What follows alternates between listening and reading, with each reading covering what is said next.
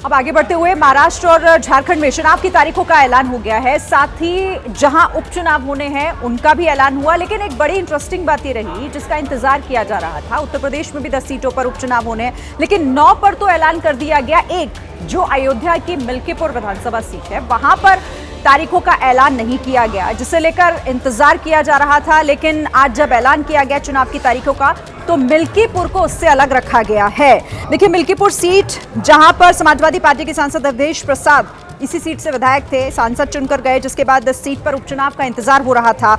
अब यहां पर ऐलान न होने के बाद किस तरीके से राजनीति आगे बढ़ेगी, लेकिन बड़ी खबर इसी वक्त यही है कि इस पर सियासी घमासान भी शुरू हो चुका है। समाजवादी पार्टी ने चुनाव आयोग की निष्पक्षता पर सवाल खड़े कर दिए हैं। अभी 9 की 9 सीट भारतीय जनता पार्टी निश्चित रूप से जीतेगी और अच्छे मार्जिन से जीतेगी। पिछले 2022 के इलेक्शन में जो अवधेश प्रसाद जी चुनाव जीते थे, उनके खिलाफ एक याचिका हाई कोर्ट के लखनऊ बेंच में पड़ी हुई है। लेकिन मेरी समझ से जब अवधेश प्रसाद जी सांसद हो गए और उन्होंने विधानसभा से इस्तीफा दे दिया, तो फिर मेरे समझ से तो वो याचिका भी समाप्त मान लेना चाहिए। अब आगे जो है कि चुनाव आयोग जैसा निर्णय लेगा, पार्टी उस अनुरूप जो है वहाँ काम करेगी। समाजवादी पार्टी इलेक्शन कमीशन से पूछना चाहती, क्या माननीय न्यायालय का कोई आदेश है कि चुनाव मिल्कीपुर विधानसभा में न कराया जाए? समाजवादी पार्टी चुनाव आयोग से एक बात और पूछना चाहती है कि कानपुर की जिस सीट पे बाई इलेक्शन हो रहा है, उस सीट को लेकर इरफान सोलंकी की याचिका भी माननीय न्यायालय में विचाराधीन है। उस सीट पे इलेक्शन चुनाव आयोग फिर क्यों करा रहा है? तो चुनाव आयोग की निष्पक्षता पे लगातार सवाल उठ रहे हैं और सवालों का जवाब चुनाव आयोग को देना पड़ेगा। चुनाव ना होने के पीछे जो वजह बताई जा रही है, 2 साल पुराना शपथ पत्र अवधेश प्रसाद का। दरअसल वहां से जो बीजेपी के विधायक हारे, उन्होंने ये गंभीर आरोप लगाया था कि शपथ पत्र जिस नोटरी ने बनाया था 4 साल पहले ही, उसका लाइसेंस खत्म हो चुका था। इसी को लेकर यह पूरा विवाद है। तो सबसे पहले आपको सुनवा देते हैं कि इस मामले में चुनाव आयोग का क्या कहना है। उसके बाद चलेंगे अपने सहयोगी वीरेश पांडे के पास, पूरी जानकारी उनसे लेंगे। अभी जो है आपने चुनावों की तारीखों का ऐलान किया है, लेकिन उसमें कुछ ऐसी सीट्स हैं विधानसभा जहां पर उपचुनाव होना था या लोकसभा, जिन पर नहीं ऐलान किया गया। वो कौन कौन? यूपी की 10 सीटें थी। 10 की 10 होंगी। 9 किया। Basirhat is under the election petition. There is an election petition in Basirhat, so that is one case. 10 सीटें थी ना। Milkipur also is under election. So let me say it that way, जहां इलेक्शन पिटीशन नहीं है वहां सब में हो रहा है। ठीक है। तो देखिए, इस पर अब सियासी संग्राम शुरू हो चुका है और इस पर बात करने के लिए हमारे संवाददाता वीरेश पांडे हमारे साथ जुड़ गए हैं। वीरेश, अब ये माना जाए क्या कि अब क्योंकि 9 सीटों पर तो उपचुनाव हो ही रहे, लेकिन इस एक सीट पर उपचुनाव का ऐलान नहीं करके अब इसे एक बड़ा मुद्दा बनाने की तैयारी समाजवादी पार्टी कर रही है? मुद्दा बन गया और समाजवादी पार्टी ने भी निशाना साध दिया और उसने चुनाव आयोग की निष्पक्षता पर सवाल खड़े कर दिए और अब चुनाव आयोग को जवाब देना होगा। भारतीय जनता पार्टी भी ये कह रही है कि जब याचिका हमारे हारे हुए प्रत्याशी गोरखनाथ बाबा की तरफ से थी और अवधेश प्रसाद ने विधानसभा से इस्तीफा दे दिया, वो सांसद हो गए, तो उस याचिका का कोई अब मतलब नहीं रहा। तो जब पार्टी कह रही, यानी भारतीय जनता पार्टी के प्रदेश महामंत्री अवध क्षेत्र के प्रभारी का कहना है, जिसके अंतर्गत मिल्कीपुर विधानसभा आती है, उसका कहना है कि हमारे प्रत्याशी के द्वारा दायर याचिका की कोई अब प्रासंगिकता नहीं रह जाती है, तो चुनाव आयोग उसे प्रासंगिक मान रहा है। ऐसा तो एक बड़ा ही घालमेल सा सवाल लगता है। जब भारतीय जनता पार्टी ही चुनाव आयोग का साथ नहीं दे रही है, तो अब चुनाव आयोग को ही जवाब देना होगा कि वो कैसा पेंडिंग मान रही है। चलिए, बहुत बहुत धन्यवाद वीरेश इस पूरी जानकारी के लिए आपका। और जो बाई इलेक्शंस होने हैं उसके बारे में भी दर्शकों को जानकारी दे दें। कई और भी विधानसभा की सीटें हैं जहां पर उपचुनाव होना है। इसके अलावा ये देखिए, आपके सामने पूरी फहरिस्त है, पूरी लिस्ट है। उत्तर प्रदेश में 9 जो सीटें जहां पर 13 नवंबर को वोटिंग होगी, इसमें सीसामाऊ से लेकर कटेहरी, करहल, मिल्कीपुर, इसके लिए ऐलान नहीं किया गया। कुंदरकी है, फूलपुर है, गाजियाबाद है, मझवा है, खैर है, मीरापुर है। और कौन कौन ये जो सीटें हैं किसके पास हैं वो भी हम आपको बता रहे हैं। 2022 के जो नतीजे आए थे, इस बार क्या होगा ये देखना बड़ा दिलचस्प होगा, क्योंकि एक तरीके से वहां पर ये नाक का सवाल बना हुआ है। जो उपचुनाव है योगी सरकार के लिए भी, समाजवादी पार्टी भी पूरा जोर लगा रही है। तो ये वो तमाम विधानसभा की सीटें उत्तर प्रदेश की जहां पर उपचुनाव होना है, बाई इलेक्शन है। केदारनाथ सीट है उत्तराखंड में, यहां पर भी 20 तारीख को वोटिंग है और सबसे तेज नतीजे एबीपी न्यूज पर आप देखने वाले हैं। ये भी हम आपको बीच बीच में बताते चले। इलेक्शन की खबरों का मतलब आपको पता है एबीपी न्यूज। इसके अलावा लोकसभा उपचुनाव की अगर बात की जाए तो एक तो हमने आपको बताया, फिर वायनाड जहां राहुल गांधी जहां से लड़े थे, जो सीट उन्होंने खाली की, यहां भी 13 नवंबर को मतदान है। इसके अलावा नांदेड़ महाराष्ट्र की बात की जाए तो यहां 20 तारीख को यानी 20 नवंबर को वोटिंग होनी है और 23 नवंबर को नतीजे आएंगे। सबसे तेज नतीजे एबीपी न्यूज पर आप देखेंगे। शिरीन, बिल्कुल, तो देखिए महाराष्ट्र और झारखंड दोनों ही राज्यों में चुनाव की तारीखों का ऐलान हो चुका है, तैयारियां भी शुरू हो चुकी हैं और दोनों ही राज्यों में एनडीए में सीट बंटवारे की जो चर्चा है वो अपने अंतिम दौर में है। कयास यही लगाए जा रहे हैं कि दोनों राज्यों में बीजेपी बड़े भाई की भूमिका में नजर आ सकती है, लेकिन झारखंड में चिराग पासवान की पार्टी से तनातनी बढ़ने के आसार नजर आ रहे हैं। Maharashtra, date of poll in Maharashtra would be 20th/11. Jharkhand first phase would be on, date of poll would be on 13th November and the second phase would be along with Maharashtra on 20th November. बहुत ही समृद्ध महाराष्ट्र और झारखंड में विधानसभा चुनाव का ऐलान हो चुका है। दोनों राज्यों में एनडीए और इंडिया गठबंधन के बीच कड़ा मुकाबला है। महाराष्ट्र में सिंगल फेज में 20 नवंबर को और झारखंड में 2 फेज में 13 और 20 नवंबर को मतदान होगा। 23 नवंबर को दोनों राज्यों के चुनावी नतीजों की घोषणा होगी। And date of counting would be 23rd/11, that is Saturday. NDA के दलों में भी दोनों राज्यों में सीट बंटवारे को लेकर जंग तेज हो गई है। सूत्रों के मुताबिक झारखंड में बीजेपी सहयोगी दलों को ज्यादा रियायत देने के मूड में नहीं है। बीजेपी चिराग पासवान की लोक जनशक्ति पार्टी को अपने कोटे से 1 सीट देने को तैयार है, लेकिन सूत्रों की माने तो चिराग इस पर तैयार नहीं है। अपने कैडर को संतुष्ट रखने के लिए चिराग पासवान राज्य की सभी सीटों पर अपने कैंडिडेट चुनाव मैदान में उतार सकते हैं। चिराग फिलहाल विदेश दौरे पर हैं। अंतिम फैसला उनके लौटने पर ही तय हो सकेगा। अब हम आपको बताते हैं कि महाराष्ट्र और झारखंड में सीट बंटवारे को लेकर एनडीए के सहयोगी दलों के बीच क्या फॉर्मूला निकलकर सामने आ सकता है। सूत्रों के मुताबिक महाराष्ट्र में कुल 288 विधानसभा सीटें हैं। इनमें बीजेपी 145 से 155 सीटों पर चुनाव लड़ सकती है। शिवसेना शिंदे गुट को 85 से 90 सीट देने पर सहमति बनने के आसार हैं, जबकि एनसीपी अजीत पवार गुट को 50 से 55 सीटें मिल सकती हैं। वहीं अगर झारखंड की बात करें तो यहाँ कुल 81 विधानसभा सीटें हैं। एनडीए के सहयोगी दलों में यहाँ भी सीट बंटवारे को लेकर सहमति बनाने की कोशिश जारी है। सूत्रों के मुताबिक झारखंड में बीजेपी 68 सीटों पर दावा पेश कर सकती है। आजसू को 11 सीटें और जेडीयू को 2 सीटें मिल सकती हैं। हालांकि अभी सीट बंटवारे को लेकर आधिकारिक ऐलान होना बाकी है। और अब बात करेंगे बाबा सिद्दीकी हत्याकांड की। एक ऐसा मामला जिसने पूरे देश में सनसनी मचा दी थी और अब इस मामले में बहुत ही खास जानकारी निकलकर सामने आ रही है। एबीपी न्यूज को जो एक्सक्लूसिव जानकारी मिली है उसके मुताबिक बताया जा रहा है कि इन सब के पीछे प्रॉपर्टी का विवाद हो सकता है। एसआरए के दरअसल 2 ऐसे प्रोजेक्ट बताए जा रहे हैं जिसकी वजह से बाबा सिद्दीकी की जान चली गई।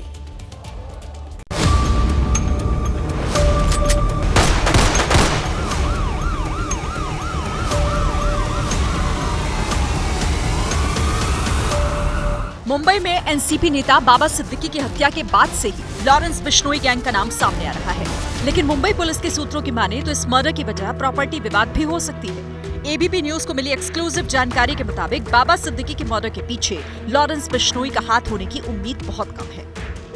पुलिस ऐसा इसीलिए मान रही है क्योंकि लॉरेंस अपने गुर्गों के वारदात की जिम्मेदारी बढ़ चढ़ कर लेता है, लेकिन बाबा सिद्दीकी मर्डर केस में अभी तक ऐसा कुछ नहीं हुआ। अब हम आपको बताते हैं कि पुलिस की जांच किस दिशा में आगे बढ़ रही है। सूत्रों के मुताबिक शायद बाबा सिद्दीकी ने एसआरए प्रोजेक्ट का विरोध करने की कीमत चुकाई है। बाबा सिद्दीकी बांद्रा के बड़े रियल एस्टेट कारोबारी थे। यहाँ पर एसआरए के 2 प्रोजेक्ट पर लंबे समय से विवाद था। एसआरए का मतलब है स्लम रिहैबिलिटेशन अथॉरिटी। बाबा सिद्दीकी 2 प्रोजेक्ट का विरोध कर रहे थे। पहला प्रोजेक्ट था संत ज्ञानेश्वर नगर, दूसरा भारत नगर। बाबा सिद्दीकी का तर्क था कि बिल्डर की योजना में सब कुछ सही नहीं है। ज्ञानेश्वर नगर प्रोजेक्ट में विवादास्पद कारोबारी शाहिद बलवा का पैसा लगा है। शाहिद बलवा के राजनीतिक संबंध भी रहे हैं। हाल ही में इस प्रोजेक्ट पर बिल्डर ने होटल, कमर्शियल स्पेस और 5500 घर बनाने का फैसला किया। प्रोजेक्ट के सर्वे के लिए आई हुई टीम का बाबा सिद्दीकी के बेटे जिशान ने विरोध किया, जिसे लेकर उसके ऊपर केस भी दर्ज किया गया था। वहीं भारत नगर के एक हिस्से को ध्वस्त करने की योजना 30 सितंबर को बनाई गई थी, जिसका बाबा सिद्दीकी विरोध कर रहे थे। शायद इस वजह से विवाद बढ़ता चला गया। दूसरी तरफ मुंबई क्राइम ब्रांच की टीम बाबा सिद्दीकी मर्डर केस के तमाम पहलुओं को खंगालने में लगी हुई है। क्राइम ब्रांच की टीम ज़ीशान सिद्दीकी के दफ्तर पहुंची और सीसीटीवी फुटेज समेत जांच से जुड़ी हुई कई अहम पहलुओं के बारे में पड़ताल की। पुलिस सूत्रों के मुताबिक आरोपी करीब 1 महीने से बाबा सिद्दीकी और ज़ीशान सिद्दीकी के घर और दफ्तर की रेकी कर रहे थे। साथ ही उन जगहों की भी रेकी की जहां बाबा सिद्दीकी के इवेंट हुआ करते थे। इन सब जगहों के फुटेज पुलिस की जांच में अहम सबूत साबित हो सकते हैं। बाबा सिद्दीकी के मर्डर के तार कई राज्यों से जुड़े होने की वजह से पुलिस ताबड़तोड़ एक्शन में जुटी है। मुंबई पुलिस ने उत्तर प्रदेश के बहराइच से 2 लोगों को हिरासत में लिया। एक शख्स का नाम हरीश है, जिसकी स्क्रैप की दुकान पर पुणे में धर्मराज और शिव प्रसाद गौतम काम करते थे। हरीश ने ही इस वारदात को अंजाम देने से कुछ दिन पहले शिव प्रसाद और धर्मराज को नया मोबाइल फोन खरीद कर दिया था। सूत्रों के मुताबिक ये भी खुलासा हुआ है कि हरीश को भी इस वारदात की पूरी जानकारी थी। मुंबई में एनसीपी नेता बाबा सिद्दीकी की हत्या की वजह क्या प्रॉपर्टी विवाद थी? सूत्रों के हवाले से बार बार ये सवाल इसलिए खड़ा हो रहा है क्योंकि बाबा सिद्दीकी ने एसआरए के 2 प्रोजेक्ट का विरोध किया था। बाबा सिद्दीकी का मानना था कि स्लम में रहने वाले लोगों को प्रोजेक्ट के नाम पर अंधेरे में रखा गया है। पुलिस इन सभी एंगल से तफ्तीश में जुटी हुई है। पुलिस सीसीटीवी फुटेज को भी खंगाल रही है और सीसीटीवी फुटेज हासिल करने की कोशिश कर रही है जो बाबा सिद्दीकी मर्डर केस में सबूत साबित हो सकते हैं। बात उत्तर प्रदेश की, जहां पर खाने पीने की चीजों में मिलावट करने वाले लोगों के खिलाफ योगी सरकार सख्त होने जा रही है और ऐसे लोगों के खिलाफ सख्त कार्रवाई करने के लिए एक अध्यादेश लाने की तैयारी की जा रही है। तो जो खाने पीने की चीजों में गंदगी मिलाते हैं वो सावधान हो जाएं और ये रिपोर्ट जरा गौर से देखें।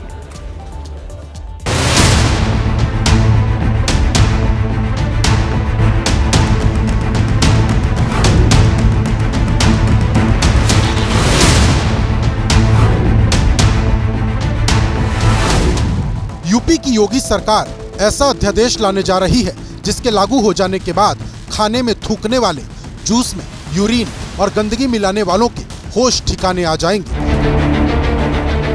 अब तक पुलिस गिरफ्तार कर मामूली सजा देकर छोड़ देती थी, लेकिन अब ऐसा नहीं होने वाला। हमारी सरकार की प्रतिबद्धता है कि हम उत्तर प्रदेश के सभी लोगों को क्वालिटी फूड उपलब्ध कराएं। विभिन्न प्रकार से उसको दूषित करने का प्रयास किया जा रहा था या लोग कर रहे थे, ऐसा कई वीडियोज में हम लोगों ने देखा है। अध्यादेश में खाने में थूक मिलाकर खिलाने वालों के लिए सजा के लिए कड़े प्रावधान किए जा सकते हैं। हर शख्स को अपने खाने के बारे में पूरी जानकारी लेने का अधिकार होगा। खाना कहाँ बन रहा है और कौन बना रहा है या फिर खाना कैसा है, इसके बारे में पूरी जानकारी देनी होगी। अपने खान पान के बारे में सारी जानकारी जानने का अधिकार सभी ग्राहकों को होगा और जो जानकारी देने से मना करेगा उसके खिलाफ एक्शन हो सकता है। उत्तर प्रदेश के निवासियों के स्वास्थ्य से खिलवाड़ करने का, मानव अपशिष्ट मिलाकर खाद्य पदार्थ बेचने का जो भी गुनहगार, जो भी दोषी पाया जाएगा उसके खिलाफ सरकार सख्त से सख्त कानून करेगी। अध्यादेश लाने के लिए सीएम योगी, एशिया सोम, दीपक कुमार, गृह विभाग के विधि अधिकारी, प्रमुख सचिव, खाद्य सुरक्षा एवं औषधि प्रशासन, डीजीपी, उत्तर प्रदेश राज्य विधि आयोग के अध्यक्ष सहित कई वरिष्ठ अधिकारियों के साथ चर्चा करेंगे और फिर छद्म एवं सौहार्द विरोधी क्रियाकलाप निवारण एवं थूकना प्रतिषेध अध्यादेश 2024 और UP prevention of contamination in food अध्यादेश 2024 लाकर खाने में मिलावट करने वालों पर नकेल डालने का काम करेंगे। कानून आए, अच्छी बात है, उसका स्वागत है कि साफ सफाई और मिलावट के खिलाफ तो प्रतिबंध होना चाहिए। इस तरीके के मिलावटखोरों के प्रति कोई नर्मता नहीं बरती जाए, कठोर कार्रवाई होनी चाहिए। उनके लिए सख्त कानून होना चाहिए क्योंकि वो हमारे देश के लिए गलत हो रहा है। योगी सरकार जो लेके आ रही है बहुत अच्छे कानून लेके आ रही है। इस अध्यादेश के लागू होने पर होटल, ढाबों में सीसीटीवी, काम करने वालों का पुलिस सत्यापन, शेफ और वेटर के लिए मास्क लगाना जरूरी हो सकता है। और अब बात करेंगे कनाडा के प्रधानमंत्री जस्टिन ट्रूडो के झूठ की। जिस तरीके से उन्होंने कई गंभीर आरोप भारत के खिलाफ लगाए हैं। कनाडा और भारत का जो रिश्ता है अपने इतिहास के सबसे नाजुक दौर से गुजर रहा है। निज्जर हत्याकांड को लेकर जो बातें उनकी तरफ से कही गई उसको लेकर भारत ने भी जबरदस्त विरोध जताया है। सवाल ये खड़ा होता है कि ट्रूडो जो ये सब कुछ कर रहे हैं, क्या उनकी कोई राजनीतिक मजबूरी है?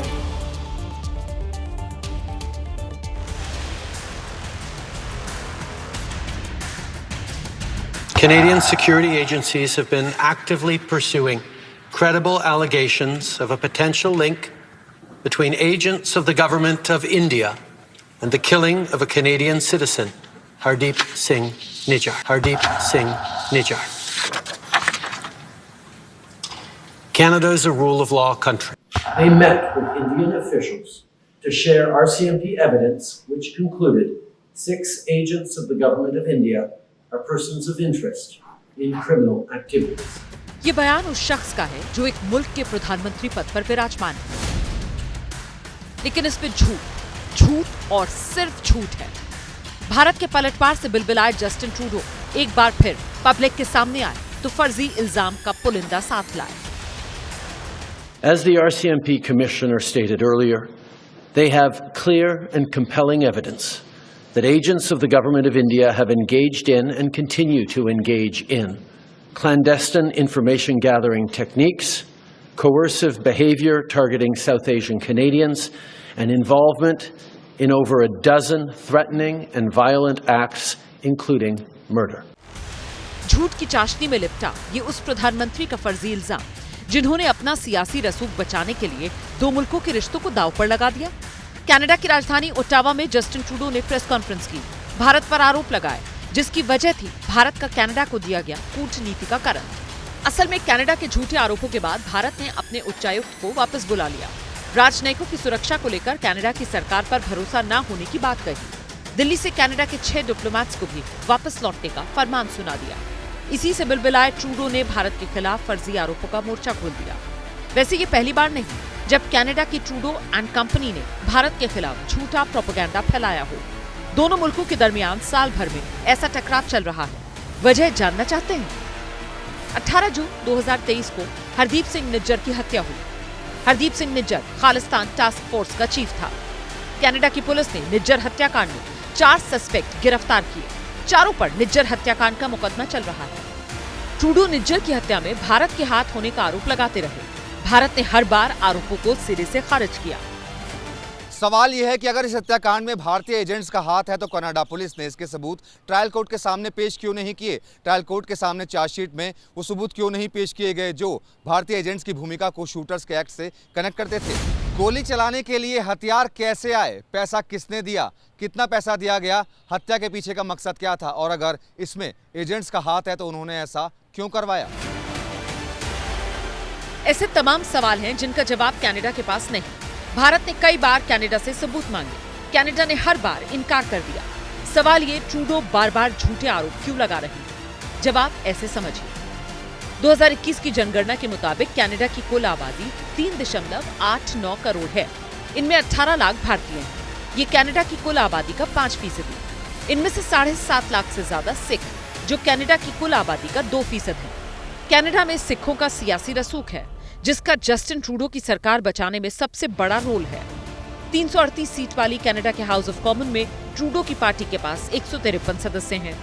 उनके विपक्षी दल कंजर्वेटिव पार्टी के 119 और क्यूबेक ब्लॉक के 33। एनडीपी यानी नेशनल डेमोक्रेटिक पार्टी के 25 सदस्य हैं। एनडीपी के चीफ जगमीत सिंह हैं। वो एक सिख हैं। जगमीत सिंह कनाडा में पंजाबी यूथ नेता हैं। अपनी अलगाववादी सोच के कारण जगमीत के भारत आने पर बैन है। जगमीत के समर्थन से ही जस्टिन ट्रूडो सरकार चला रही है। यही वजह कि निज्जर हत्याकांड को हवा देकर झूठे आरोप लगाना ट्रूडो की मजबूरी है। लेकिन सत्ता के लिए ट्रूडो कैसे अपने ही पैर पर कुल्हाड़ी मार रहे हैं, अगली रिपोर्ट में देखिए। देखिए, खालिस्तान को सबसे बड़ा समर्थन कनाडा से ही मिलता है, जहां पर खालिस्तानी आंदोलनों का विरोध करने वाले, उसकी आलोचना करने वाले लोगों के खिलाफ कई दफा हमले भी हो चुके हैं। चाहे यहाँ जगजीत सिंह चौहान हो या संधू जैसों को कनाडा किस तरीके से पालता पोसता आया है, ये सब जानते हैं। और यही वजह है इसके पीछे भी कि निज्जर की जब हत्या हुई तो 3 महीने बाद ही ट्रूडो ने भारत सरकार पर आरोप लगाने शुरू कर दिए। लेकिन इस बार मामला थोड़ा सीरियस हो गया है। अब ऐसे में सवाल यहाँ पर यह खड़ा होता है कि दोनों देशों के बीच ये किस तरीके का नुकसान पहुंचा सकता है।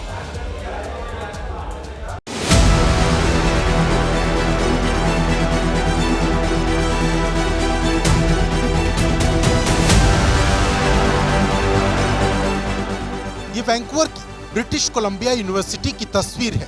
इसे कनाडा की बेहतरीन यूनिवर्सिटीज में गिना जाता है। छात्रों की संख्या करीब 60,000 है, जिनमें से 34% विदेशी छात्र हैं और विदेशी छात्रों में सबसे ज्यादा संख्या भारतीयों की है।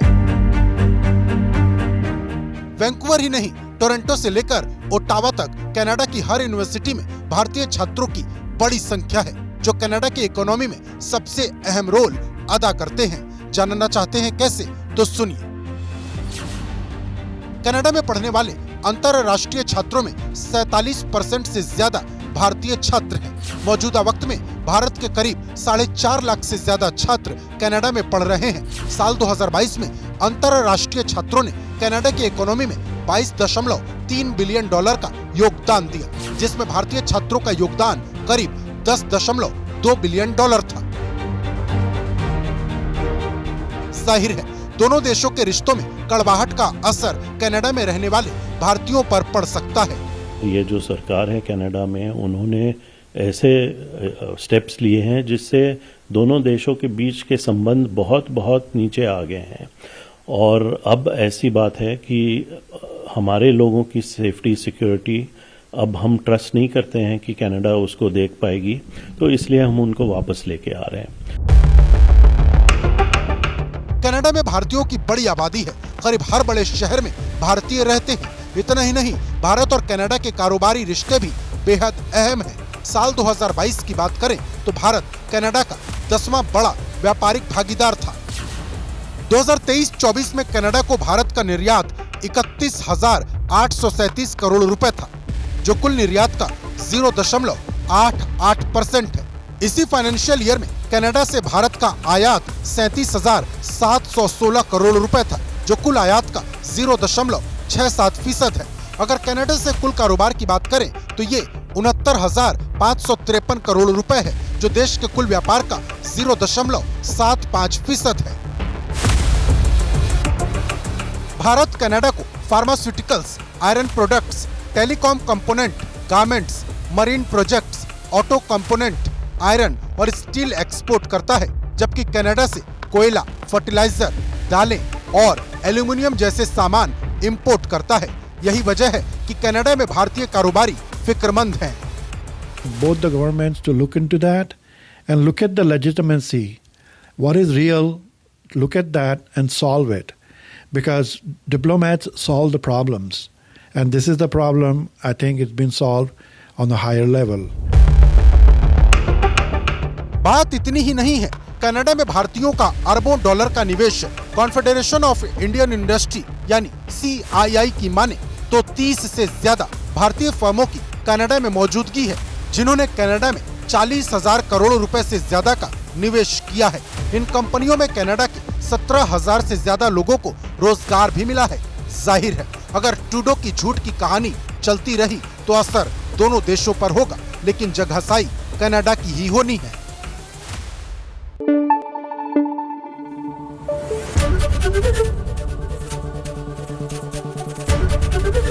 ABP न्यूज आपको रखे आगे।